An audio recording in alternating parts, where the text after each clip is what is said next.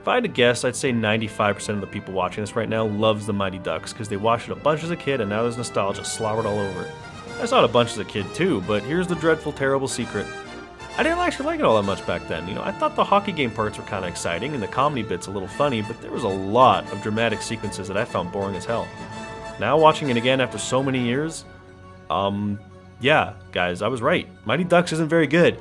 It's a mediocre kids movie that came out in a decade filled with way better kids movies, but for some reason, this is the one that seems to stick out really happily in people's memories. And frankly, I just don't really know why.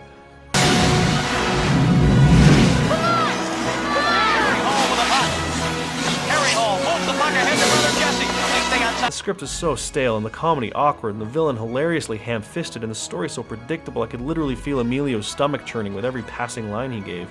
But it's got that Goldberg kid, so it must be great, right? I am Goldberg, the goalie! Mighty Ducks opens with a flashback of Emilio Estevez's character fucking up the final shot in a big important game way long ago. Like, trust me, I used to play hockey. I know how painful this shit can scar a person for life. What I don't buy for a second is that almost 30 years later, everyone still frickin' talks about it. I see you still have this up. Thanks very much. It is important to remember the past. I'd just as soon forget it. That was the worst time of my life. So Emilio is now a jaded lawyer who gets pulled over for drunk driving. He's forced to do community service with his lawyer boss hilariously telling him he needs to take a break and basically become a better person. Like, really? Even for a Disney flick, I don't think any law firm has ever said that to a hotshot employee. The community service he has to do is, of course, coaching the ghetto neighborhood hockey team. We're introduced to the kids by watching them abuse a dog and ruin someone's day with a purse full of shit and followed by a fast-forward chase scene out. Maybe this was all funny as a kid, but man, what an off-putting way to introduce an audience to your young heroes.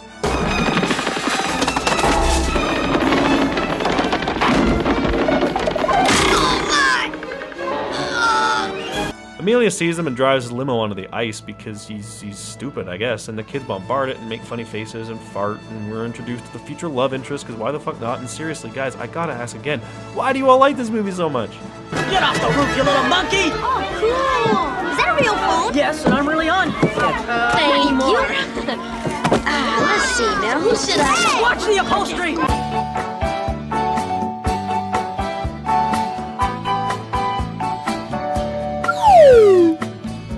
So of course the kids all suck, which is standard for this kind of rags to riches sports flick. I like how Emilio first tries to improve them through cheating and taking the fall. He is a lawyer after all, and I would have liked to have seen him act more like this kind of an asshole for longer, sort of like Paul Newman in Slapshot. Now say it again. Take the fall, act hurt, get indignant. One more time. Take the fall, act hurt, get indignant. But no, this is Disney, so as soon as he gets a talking to from the cute orphan kid with the mom he wants to bang, Emilio is a good guy again. Very wrong of me to ask you and the other guys to cheat. And I never should have said what I said to you. I was angry, I was frustrated, and it took a lot of guts for you to do what you knew was right. The training stuff is all fine, I suppose, although the random lighting for the hockey rink scenes drive me bonkers, and every time a character once again brings up a fucking Pee Wee game penalty shot from 1,000 years ago, I want to throw a puck at the screen. Oh boy. I wish they would take that one down. Don't you? The villain is his old coach, who of course cares nothing about the well-being of his kids and just wants to win all the time. He's so over the top they could have given him a twirly mustache and call him Snidely Whiplash McFuckerstein and no one would have noticed. I want you to drop Banks like a bad habit. I want it out of the game. Finish him off. You got it? Yeah. Okay, boys. You're not even a has-been. Ladies, they don't need our help out there. You're a never was. I'm telling you, you blow this game and nobody makes the team next year.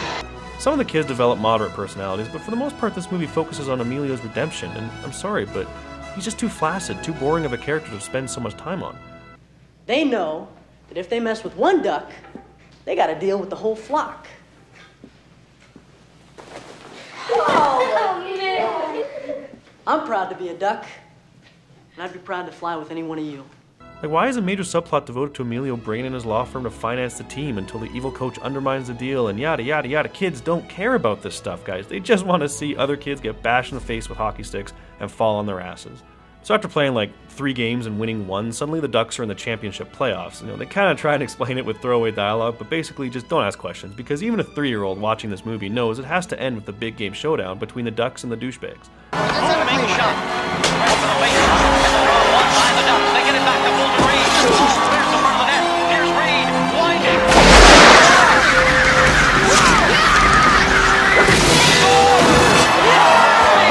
And let it be said that the 3-year-old would also be able to call it the game will end with a penalty shot and the Ducks will win the game. So despite it being predictable, does all this stuff work? Yeah, of course, the movie formula only exists specifically because it does work, and this final game type stuff is as effective here as any other sports movie, really.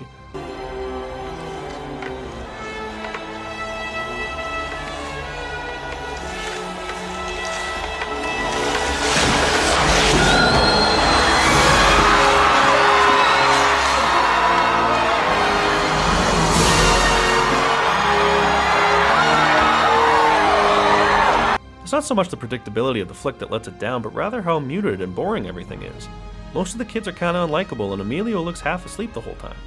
And then there's just inexplicably sloppy filmmaking, like how late in the film they once again show us the old failed penalty shot, but literally go through every single same shot that we'd already seen in the beginning. Maybe if in the opening we hadn't seen how it ended, or what the coach said, and now we're given new information, that would justify it, but no, we literally just get a full minute recap of the same scene we'd already watched for no reason. I never thought of it that way. I don't know, this movie will always have a big fan base of peeps who grew up with it. Damn thing even got 2 more sequels in the 90s there. But even though I saw it a bunch as a kid and played hockey and even really liked the now forgotten cartoon with the same name, I still just can't say this movie's anything special. I give it 2 fries out of 5. Sorry, Ducks. We'll see you next season. We got a title to defend.